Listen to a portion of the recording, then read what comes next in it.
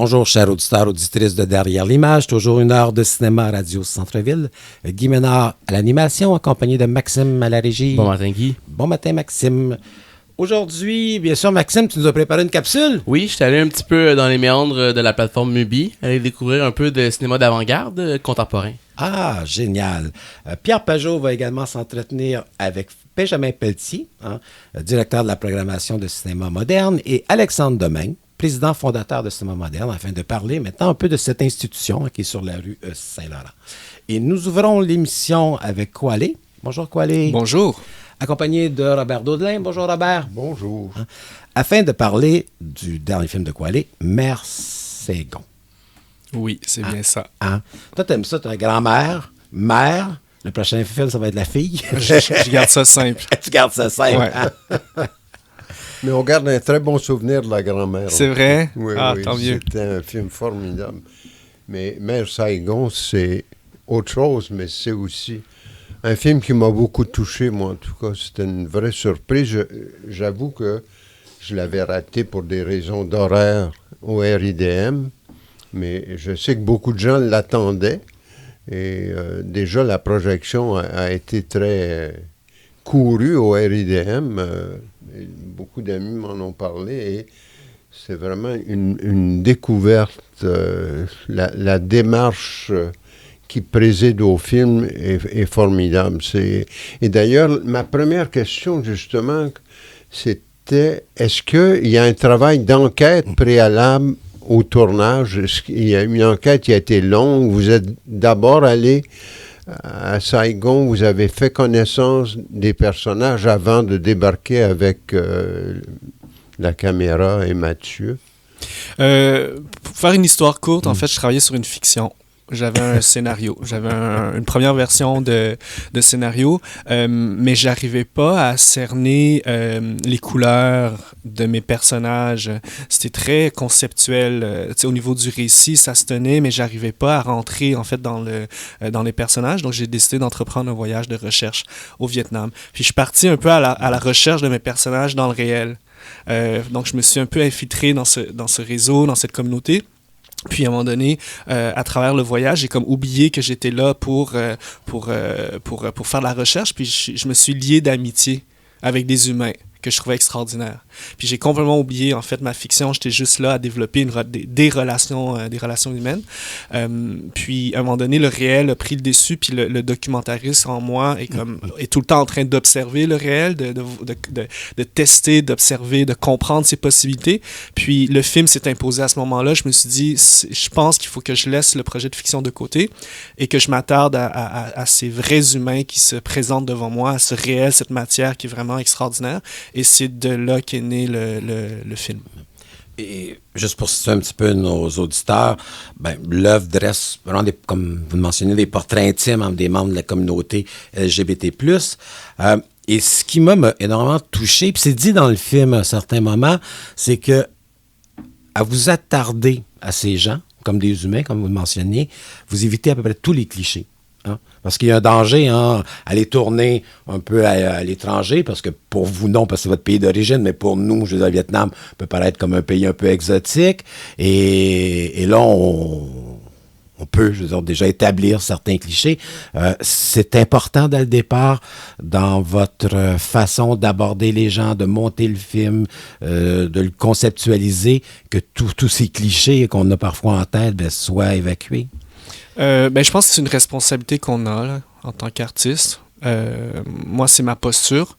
Je réfléchis beaucoup à l'impact que mon œuvre peut créer, pas juste auprès d'une communauté ou d'un public, mais également auprès de ces personnages-là. Pour moi, c'est des collaborateurs, c'est des humains avant tout, puis ils ont une existence qui déborde de mon œuvre. Et je peux pas juste aller voler des images, m'approprier une image, la façonner, puis après ça, ramener ces images-là chez moi, puis me faire applaudir. Mais c'est là la difficulté, en fait. Mais en même temps, j'ai un film à faire, puis c'est un film d'auteur avec une vision. C'est pas juste de l'observation, c'est pas juste je dépose une caméra et je laisse la vie traverser ce cadre-là. Donc, ça a été très difficile. Puis cette scène-là, je l'ai gardée dans le film, en fait, où mes personnages parlent des clichés, puis pour me rappeler, en fait, que j'ai un devoir, en fait, que j'ai une responsabilité. Puis vous dites qu'il y a un danger, en fait, pour le public, mais il y a un danger pour moi aussi parce que je vis pas au Vietnam. Donc, moi aussi, j'ai ce regard-là. Moi aussi, je suis en quête d'exotisme quand je vais dans ces lieux. Mais là, il fallait que je m'attarde avant tout au cœur de ces humains plutôt qu'à leur exotisme. Mais, je veux dire, ils sont flamboyants. Tous les personnages sont très colorés, très vibrants. J'avais pas besoin non plus d'ajouter une couche de plus. Puis, je trouve aussi que qu'on parle des personnes queer, gays, trans, lesbiennes, on est toujours dans une espèce de fatalisme ou dans une espèce de drame ou au contraire à l'opposé de ça, d'une flamboyance qui est comme plus grand qu'humain. Puis j'avais juste le goût en fait de m'attarder aux humains. Qui sont ces humains-là? C'est quoi leurs rêves? C'est quoi leurs ambitions, leurs préoccupations? Pas la séquence d'ouverture, mais je pense la séquence qui suit immédiatement de la famille qui prépare sa journée. Et déjà, le papa et le maman, comme façon de s'interpeller, viennent nous chercher. Et c'est formidable d'avoir démarré sur le terrain du quotidien. Et là, il n'y a pas de flamboyant. Là. Vraiment, on est pressé parce qu'on s'en va travailler. On a juste le temps de prendre notre café ou notre thé matinal. Et c'est formidable comment, après le plan d'ouverture qui, lui, il n'est pas flamboyant, mais il est tellement iconique en quelque sorte, parce que les deux personnages sont magnifiques, ils nous interpellent très fortement. Mais c'est formidable comment le film s'en va tout de suite sur le quotidien et c'est réglé après ça. Oui, ben c'est ça, cette scène d'ouverture-là, elle est très importante pour moi pour différentes raisons. D'un point de vue cinématographique, j'avais le goût d'installer tout de suite un rythme. Puis avertir le spectateur, en fait. C'est-à-dire qu'on va être dans quelque chose qui va être de l'ordre de l'intimité. Puis il faut lire au-delà des dialogues. Il faut être actif, faut ressentir des choses. Genre, j'appelle le spectateur à ça, puis j'installe ça pour qu'il soit préparé. Donc, dans cette scène où on a deux personnages qui se parlent en langage... en fait, c'est même pas un langage de sourd et muet, ils se parlent juste avec leur langage corporel, parce qu'une des deux personnes est sourde et muette. On sent, en fait, on s'attarde aux gestes, finalement. On s'attarde à quoi? On s'attarde à l'environnement sonore qui n'est pas constitué de dialogue. On s'attarde au visuel, aux images, parce que c'est un plan fixe, fait qu'on a le temps d'observer, regarder, analyser pendant un bon 8 minutes. Et on s'intéresse au regard et tout ça. Puis j'avais envie que le spectateur regarde le film de cette façon. Puis tout de suite après, on rentre dans cette scène du quotidien. Et là, la vie commence, et là, le film, il part. Donc c'est comme ça que je l'ai imaginé. Mais ça reste que c'est quand même particulier. Je veux dire, un plan fixe, plan séquence de 7 minutes en ouverture, on se dit, on met la barre assez haute. Ben oui, mais j'imagine la salle de montage où là, on a des choix à faire. On dit, OK, on débute avec un 7 minutes de plan fixe et après, on aborde. Ben au départ, c'est 22 minutes. Ah ouais? OK. Donc, le film faisait un peu plus qu'1h40. Ouais, au départ, c'est 1 heure. Puis tout le monde trouvait ça super intéressant. C'est beau, mais on me disait, hey, écoute, ça. Mais t'exagères un petit peu. Hein? Mais là, on est comme, hey, là, au cinéma, ça marchera pas. Bon, je comprends ça, mais si c'était juste de moi, j'aurais laissé 22 minutes. Mais parce que même dans cette scène, même dans ce plan fixe, moi, je trouve qu'on s'ennuie pas. Est-ce que vous êtes ennuyé? Je veux dire, c'est comique, c'est sensible. Non, puis il y a tout un univers sonore aussi. Oui. Parce que oui, il y a cet univers visuel dont tu parlais, mais derrière, bon, ça se passe dans un parc, on peut imaginer plein de choses. Il y a ces sons de la vie quotidienne. Pour moi, c'est aussi une entrée dans un monde, je veux dire, dans lequel on connaît peut-être pas toujours les ramifications, je veux dire, à travers ces 7 minutes-là. Fait que c'est vrai. Ce plan-là, pour moi, il annonce aussi les portraits qui rythment le film. Oui. Parce que, très justement, vous dites c'est un documentaire au sens le plus noble du terme, mais il y a une structure tout de même très précise dans le film. Et les portraits qui reviennent et qui utilisent beaucoup la lumière pour valoriser les personnages qui reviennent, ils sont déjà annoncés dans le plan d'ouverture. Et ça, c'est une des dimensions très chouettes au film aussi, que on nous rappelle qu'on est dans un film, Ouais. et constamment comme ça, l'écriture qui appartient au cinéaste qui est derrière tout ça, elle revient, elle reprend ses droits périodiquement. Ouais, mais c'est ce qui me plaît du documentaire, c'est que il y a une grande liberté que je retrouve dans le documentaire, tant sur le plan formel que pour ma quête personnelle, tout simplement, puis la découverte de tous ces réels, ces mondes-là. Mais oui, vous avez raison, parce que ce que je dis, c'est que je rappelle, en fait, aux gens qu'on regarde un film, mais aussi, on n'est pas dans une vérité, on est dans un objet qui a été façonné. Puis le portrait, lorsque les personnages nous regardent ou dans cette scène, ce que j'essaie de dire aussi, c'est que, en fait, ce que les gens savent pas, mais ces personnages-là ont contribué au projet. Ils ont décidé de la façon qu'ils avaient envie d'être représentés. Donc, ces portraits-là, je leur ai demandé, arrivez comme vous voulez, faites ce que vous voulez. Moi, je vais mettre, vous choisissez une chanson, puis on va tourner 20 minutes ensemble, vous faites ce que vous voulez. Il y en a qui ont dansé, il y en a qui ont regardé la caméra, il y en a qui ont pleuré. Donc c'est ça. Donc, ils regardent aussi le spectateur. Donc, on sort un peu du film, puis ça nous permet de rentrer, en fait, dans ces portraits-là. Donc, après qu'on quitte ces portraits, puis qui ponctuent le film, et on rentre dans le quotidien, puis où la caméra est complètement effacée, on est encore habité par ces regards-là, en fait. Je pense. Oui, oui.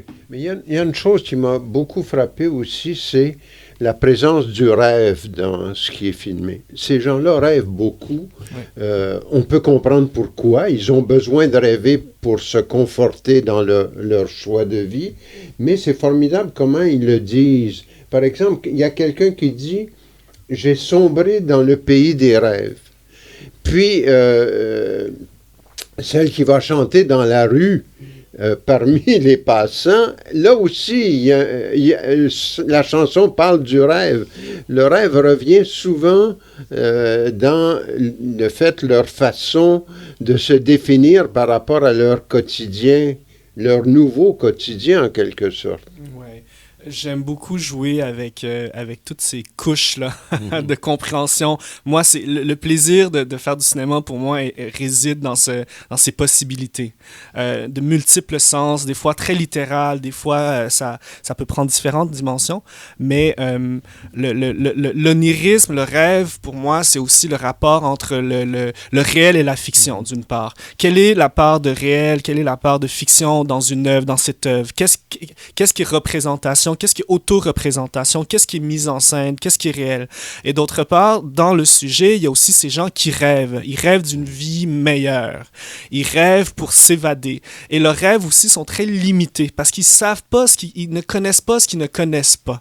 Donc, ils s'inventent tout un monde et c'est ce qui me touche et m'émeut énormément. Et leur vie, le moteur, en fait, de leur existence, moi, je rentre pas dans la description de leur situation de précarité, de vulnérabilité, de fragilité. Je reste dans la lumière, mais on le devine un peu. Donc, ils se construisent tout un monde de rêve, en fait, pour pouvoir traverser ces épreuves-là. Puis ça me touche beaucoup. Donc, je me permets de faire ces glissements-là, puis j'emprunte, en fait, cette façon de concevoir le monde et je l'utilise dans mon langage cinématographique. Et tout ça se mélange d'une façon assez subtile, ce qui fait qu'on a... Tu sais, je cherche pas à... Tu sais, j'encode pas des messages, tu sais, mais j'aime permettre aux cinéphiles, aux spectateurs comme vous de ressentir toutes ces couches et de faire ces liens, puis ça crée un espace de connexion à l'œuvre qui est vaste, puis qui est à la fois précis et très imprécis. Oui, oui. Il y avait ça dans Banoï, puis on l'a ici, moi j'appelle ça genre d'hybridation, hein, parce que tu parlais vraiment de la scène avec cette mère et ce père-là, mais juste avant aussi, il y a un très beau plan où il y a un garçon qui boit de l'eau, qui est dans son salon, puis imaginez comme ça, qui voit la télévision avec ses papillons, donc référence bien sûr à une culture asiatique, l'image du double, aussi parce qu'il y a un miroir. Et là, on voit à quel point, je veux dire, que la culture occidentale dans laquelle tu vis aujourd'hui se mélange à la culture orientale, à quel point le film est un reflet aussi de leur vie. Donc, d'ajouter cette couche fait que ton cinéma prend finalement une genre de densité par l'image. Ouais. Ben moi, ça me fait vraiment plaisir quand on reconnaît un peu mes mécaniques. Ou, mais oui, quand je compose une scène ou une image, je réfléchis, je la compose pas juste de façon picturale. Je l'encode d'une certaine façon aussi. Les papillons, c'est une signification pour moi. Oui, le Vietnam, mais aussi cette idée de transformation, parce que j'ai des personnages trans dans mon film aussi. Les papillons renvoient aussi à tout un monde onirique, mais une télévision, c'est un objet du quotidien. Donc, c'est tous ces layers-là, en fait. Qu'est-ce que le rêve fait dans la télévision, et cette télévision qui est dans une pièce du quotidien, mais en même temps, la lumière nous suggère un lieu un peu onirique, puis le personnage s'endort, puis il y a le miroir. Donc, tout ça, j'ai beaucoup de plaisir. Puis pour chacune de mes scènes, en tout cas souvent quand j'ai les moyens, parce que des fois, c'est une question de budget, ben j'aime jouer avec tout ça, parce que le plaisir c'est comme un sculpteur, c'est que je place des choses, puis je dois aussi admettre qu'il y a des choses qui sont très... c'est instinctif, hein. Je le fais parce que je suis habité par le projet, puis ça va de soi. C'est un geste qui est comme très franc, mais c'est pas intellectuel. Puis quand le spectateur le reçoit de cette façon, ben moi, ça me fait vraiment plaisir. Il y a une dimension très étonnante dans le portrait de cette communauté-là, c'est les référents à la famille. Je veux dire, on parle beaucoup de la famille, des enfants. Bon, il y a la scène formidable du jeune couple avec leurs parents dans le jardin et les courges. Ça, c'est une pièce d'anthologie. On peut pas inventer ça. Mais eux, dans leur balade, par exemple, sur le lac, ils parlent des enfants, ils rêvent d'avoir des enfants, mais ça revient chez d'autres aussi. La notion de famille, qui semble être une notion très forte dans la culture vietnamienne, même quand on est en rupture avec cette culture-là, néanmoins, on apporte avec nous cette notion-là, puis on veut la redéfinir en quelque sorte. Oui, mais la famille est très importante dans la culture vietnamienne. Donc, même si les personnages réussissent à s'émanciper ou à se libérer de certaines normes, certaines conventions, c'est très dur, en fait, de quitter cette notion de famille, parce qu'elle prend tellement de place, la filiation dans la culture asiatique, la famille. Donc, pour eux, c'est très important de devoir, en fait, s'ils ne peuvent pas procréer ou enfanter, comment, en fait, c'est ça les préoccupations qui les habitent, en fait, c'est de quelle façon je reste connecté avec ma famille, mes ancêtres. Puis ça, c'est des questions que moi, je me pose aussi. Puis je pense que c'est assez universel aussi. Qu'est-ce qui reste si à quel lieu j'appartiens? Hein? Si je perds ma famille, là, j'appartiens à quoi? Un territoire, un lieu, une culture, mais c'est quand même mes racines. Donc, ça revient tout le temps dans le film, puis dans Bad Noy aussi. Là, c'est vraiment, je suis dans cette thématique-là. Oui. Puis je cherche pas une réponse, mais je pense que c'est important de poursuivre cette quête-là, de s'interroger sur quels sont les liens qui nous unissent, en fait, à une société, une culture, mais aussi à nos ancêtres, et vers où on s'en va aussi, puis qu'est-ce qu'on laisse derrière nous. Tantôt, tu mentionnais que tu leur laissais un espace pour improviser, pour parler de eux. Au niveau de la famille, au sujet de la famille, est-ce que c'est eux qui l'ont abordé directement, ou là, je dirais, c'est plutôt toi qui voulais aussi savoir quelle était leur préoccupation par rapport à leurs parents? Parce qu'on s'aperçoit que souvent, ces gens-là ont laissé, je veux dire, leur ville pour arriver à Saigon, parce que bon, il y a une plus grande communauté. Donc, c'était vraiment eux, ou c'est toi qui disais j'aimerais en savoir un peu plus là, sur cette question, ce rapport qu'ils ont avec la famille? Ben, c'est une danse, hein? C'est une danse qui se fait entre moi et eux. Au début, moi, je suis séduit par ces personnages. J'avais le goût de faire un film sur eux, avec eux, mais en même temps, c'est parce que ça répond aussi à des besoins, ça répond à une quête. Ma pulsion créatrice, elle part avant tout, en fait, de quelque chose qui m'habite. Je ne fais pas du reportage. Hein. Demain, si vous me demandez de faire un film sur, je ne sais pas, un sujet, vous me donnez un film, le film va être très mauvais. Hein. C'est pas parce que je possède le langage technique que je suis capable de faire un film.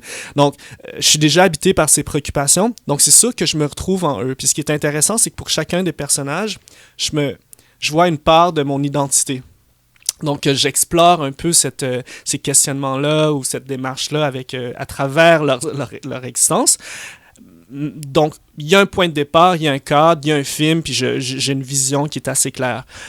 J'établis généralement un cadre. Donc, je leur propose des scénarios basés sur ce que je connais de ces personnages-là. Comme par exemple, je dis, OK, pédalo, je sais qu'ils aiment ça, on s'en va là, parfait, on va juste promener sur l'eau, vous allez me parler de qu'est-ce que vous avez envie de discuter. Fait qu'eux, ils me lancent quelques sujets, puis je cadre un peu.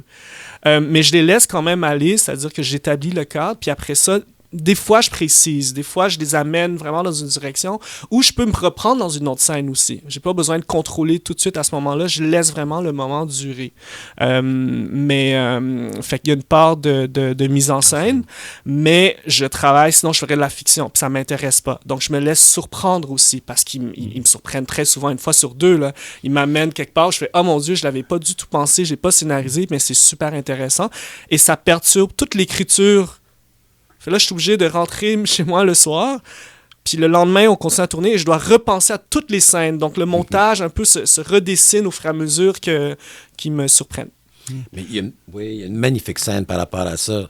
C'est la scène où... Parce que les noms des personnages sont parfois difficiles là, à retenir, mais c'est la scène où un personnage fait, je pense, son premier show de drag queen et qui est accompagné de sa mère, peut-être de ses tantes, ou en tout cas des amis de sa mère, où là, ben oui, on le voit se préparer, mais la relation que ce personnage avec sa mère, l'admiration que sa mère a pour son fils, ou sa fille, tout dépendant où on se situe, elle est, je veux dire, admirable. Comment cette séquence-là se termine? Moi, je suis bien d'accord avec toi. Toute cette séquence-là, à partir du costume, le corset, la mère qui amène des amis parce qu'elle est fière de son fils. Mais la fin, comment vous terminez la séquence en filmant de dos la mère et le fils qui rentrent à la maison? La mère qui lui dit « Tu dois avoir trouvé ça difficile, c'était ton premier spectacle. » C'est formidable comment l'émotion revient en force là, avec ce plan très discret. On les laisse rentrer à la maison. C'est formidable. Mais tu sais, moi, j'ai rien inventé. Tu sais, le seul mérite que j'ai, c'est d'avoir su où placer ma caméra. Oui. Parce mais que... c'est pas le moindre des mérites. Non, c'est vrai, non. Mais moi, je savais, il me disait, je veux faire un spectacle, ma mère va venir, puis tout de suite, j'ai fait, le spectacle m'intéresse pas. J'ai aucune idée comment la mère va réagir, mais je savais qu'il fallait que je sois sur la mer. Oui. Et ça s'est passé à ce moment-là. Ça aurait pu se passer autrement, mais j'avais envie d'amener le spectateur là avec toute la préparation, puis on pense qu'on va voir le spectacle, puis finalement on s'attarde à la mer, et la fin c'est la même chose. Je les ai guidés, par exemple. J'avais le goût d'avoir un moment entre la mère et le fils, un moment d'intimité, donc je leur ai demandé de rentrer à pied. Donc je savais que dans cette petite marche-là, il y allait avoir quelque chose. Oui. Et avec Mathieu... vous avez mentionné placer la caméra. Ça m'amène à penser au rôle de Mathieu là-dedans. Mathieu Laverdière, il s'est bien intégré ou plutôt les Vietnamiens chez qui vous débarquez, ils l'ont bien admis parce que vous avez peut-être un air de famille, mais Mathieu n'a pas d'air de famille, lui, pour... Mais Mathieu, c'est un directeur photo vraiment extraordinaire, tu sais. Mathieu, il travaille pour l'œuvre, hein. Il travaille pas pour ses images, il travaille pas pour faire du beau. Mathieu, il travaille parce qu'il est véritablement ému, il est touché pendant qu'il tourne. Donc, c'est par sa sensibilité en tant qu'humain avant tout, il réussit à connecter très rapidement avec les humains qui l'entourent, même s'il ne parle pas la même langue.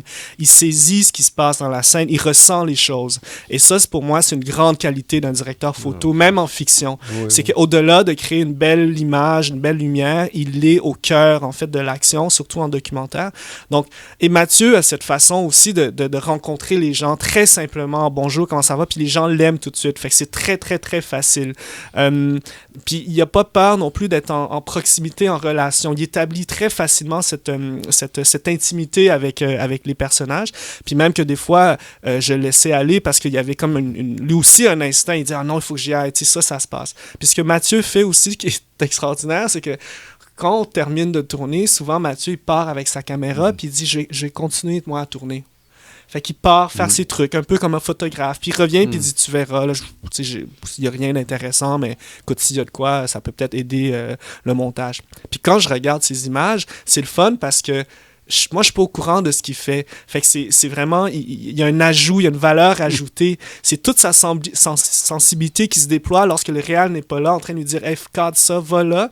Et c'est toujours vraiment très beau et sensible. Il y a beaucoup d'images dans le film qui viennent de lui, que moi, c'est pas vrai que j'ai pensé à ça. Les portraits dont vous parlez, ça, c'est Mathieu qui me disait, il me semble qu'on devrait tourner quelque chose avec chacun d'eux. Je sais pas quoi, je sais pas où, mais je pense qu'on devrait faire quelque chose. Puis à ce moment-là, pour moi, cette situation, c'est une situation du réel. Mathieu devient cette matière qui vient à moi puis qui m'interpelle et qui dit il y a quelque chose à faire. Et j'ai placé le cadre, j'ai dit on s'en va là, on va faire ça. Mais ça venait pas de moi. Puis là, vous l'avez vu le film, c'est absolument on a besoin de ces ponctuations. Tu sais, ça perturbe vraiment, ça contribue énormément au film. On a parlé de Mathieu, mais j'aimerais aussi parler du montage. Parce que c'est un montage en mosaïque. Il y a plusieurs personnages. Je ne sais pas utiliser le protagoniste, mais c'est pas juste. Plusieurs amis dans votre film. Et il faut trouver un rythme. C'est pas évident d'arriver à pouvoir situer chaque personnage dans leur quotidien, rajouter, je veux dire, des éléments d'information, rendre ces personnages-là de plus en plus vivants, humains et attachants. Comment c'est déroulé le travail? Parce que j'ai vu que vous avez participé au montage là, avec Isabelle Davot et Ariane Pétel. C'est plusieurs heures. C'est vraiment difficile. C'était difficile parce que c'est douloureux, le montage. C'est vraiment tuer ses bébés, là. C'est là que tu fais comme, tu sais, on le dit, là c'est comme c'est difficile parce qu'il y a une quête de clarté. Tu sais, comme il faut que les gens donnent des clés de compréhension, il faut que les gens comprennent. Fait qu'il y a quelque chose de très technique. Puis en même temps, moi, j'avais le goût de faire du cinéma aussi. J'ai le goût de m'amuser. Tu sais, j'ai le goût que ce soit comme... On se promène parfois. Qu'on se promène. Fait que c'est trouver l'équilibre entre tout ça. Donc, c'est la petite dentelle. Puis en même temps, il y a comme 100 Vietnamiens. Fait qu'il faut tenir compte aussi, notre rapport écranique est complètement différent. Il faut lire des sous-titres. Donc, le rythme n'est pas le même. Donc, il y a des scènes super intéressantes, mais tellement chargées que je pouvais pas les utiliser. Fait que c'est tout ça. Mais on a... oui, c'était des heures et des heures. Puis ça, je le savais en amont. Donc, on a bien planifié, en fait, au budget. J'ai mis énormément de temps au montage puis à la conception sonore parce que je savais que c'était important. Donc, on a travaillé vraiment longtemps. Puis c'était drôle parce qu'on a chacun, on montait à 3, mais c'est surtout les filles qui montaient au début. Puis moi, je venais à la fin peaufiner des choses, mais on avait chacun nos scènes préférées. Fait que sur les murs, on avait toutes les scènes. Puis là, moi, je rentrais, puis il y avait comme des scènes que j'aimais qui étaient comme rendues sur le mur des scènes rejetées. Puis là, après ça, moi, je revenais, je remettais la scène. Puis là, Ariane embarquait, avec comme non, cette scène-là va pas là. Mais c'était très drôle. Puis finalement, on a juste sélectionné les scènes qui faisaient l'unanimité. Et le film fonctionnait pas. C'était trop doux. Puis moi, je suis arrivé, puis j'ai fait, OK, pour vrai, ça fait 8 mois qu'on travaille, c'est du cinéma, puis au pire, le film sera pas bon. Cette scène-là, je la mets là, puis c'est tout. Puis il y a plusieurs scènes qui ont été insérées dans le montage 2 heures avant le picture lock. Puis personne ne le sait, puis ça marche. Des fois, on overthink les choses, puis le spectateur est prêt à recevoir la proposition. Tu sais, comme la scène de l'aquarium. Tu sais, où on se promène là, après... Qui est très belle. Ouais. Mais c'est de la poésie pure, là. Hein? Ben oui! Parce que, dans les faits, si tu l'enlèves, ça change rien au film. Mais pendant quelques minutes, on est envoûté par cet espace, sans trop savoir ce qui va se passer. On est dans un autre monde. Ben, c'est 5 minutes, hein, mais quand on est rendu à la fin, 5 minutes, ça fait une différence. C'est entre 1h35 ou 1h40... ou 1h50, c'est pas la même chose. Fait qu'on grattait des 2 minutes par-ci, par-là. Puis cette scène-là, j'ai fait non, droit de veto, je la remets, elle va là, puis c'est tout. Puis cette scène-là, on ramène, puis c'est pas grave. Si ça fait pas de sens, personne va s'en rendre compte. Puis de fait, je pense que ça Personne ne le sait à part Non, nous. le film cool. Le film cool. Mais là, tu d'ailleurs, m'appelles. la conception sonore, vous venez d'utiliser ce terme-là, c'est déterminant aussi dans l'articulation du film. Parce que notre problème habituel avec la conception sonore, c'est qu'on fait du son mur à mur, puis on va immobiliser le spectateur. Mais là, c'est pas le cas. Tout est en subtilité. Il y a des chansons qui interviennent, mais il y a un son qui est toujours là pour un peu protéger les personnages en quelque sorte. Ouais, mais la conception sonore, c'est quelque chose d'extrêmement important pour moi parce que je suis pas quelqu'un qui est auditif. Autant j'ai des images très fortes au niveau du son. J'entends pas grand-chose, en fait. Donc, c'est pour ça que c'est important. C'est important parce que je n'ai pas cette sensibilité. Donc, je mets en place, en fait, une façon de travailler pour me protéger, pour vraiment m'octroyer cette liberté, travailler avec les bonnes personnes, avoir plus de temps. Ma compositrice est venue au Vietnam pour écouter le Vietnam. Wow. Donc, on a non seulement fait de la on a fait de la captation sonore spécifiquement pour le monteur sonore, pour le concepteur sonore. Après ça, Simon Gervais, qui est extraordinaire aussi. Moi, je travaille avec des collaborateurs qui, pour moi, je suis très admiratif, mais Simon, il crée, il fait pas juste répondre, en fait, il fait pas d'illustration sonore. Donc, c'est pas ça que je voulais faire. Oui, il faut corriger les sons, il faut faire du bruitage et tout ça, mais on peut raconter avec le son, on peut détruire une scène comme on peut l'amener ailleurs. Puis c'est ça qui m'intéressait. Donc, musique et ambiance sonore, j'avais cette envie de mélanger ça. Il n'y a pas de trame musicale et trame sonore, c'est un tout. Donc, Simon et Marie-Hélène Delorme ont travaillé ensemble. Donc, on a amené une certaine musicalité dans l'ambiance sonore, puis on a amené une certaine vibration du réel dans la musique aussi. Puis c'est comme ça que le son et la musique dialoguaient ensemble. Ça fait quelque chose de très, très, très beau. On rappelle que Mère Saigon prend l'affiche vendredi prochain, le 2 février. Tu vas accompagner le film à certains endroits. Là, je voyais que le 3 février, cinéma public, le 4 à la Cinémathèque, le 6, 11 et 14 au cinéma moderne. Ouais. Et les gens vont pouvoir poser plein de questions parce qu'il y a quand même, je veux dire, quelque chose d'intéressant à découvrir. Hein? Une communauté, je veux dire, qui prend la parole. Tu leur donnes la chance de s'exprimer. Puis, c'est toujours, je veux dire, on est toujours un peu admiratif pour les gens qui osent, je veux dire, se servir du cinéma pour à la fois nous envoûter, mais à la fois aussi nous amener à regarder les gens d'une autre manière. Donc, merci beaucoup, Koalé. Donc, merci, Saigon. Merci. Merci pour ce très beau film. Merci beaucoup.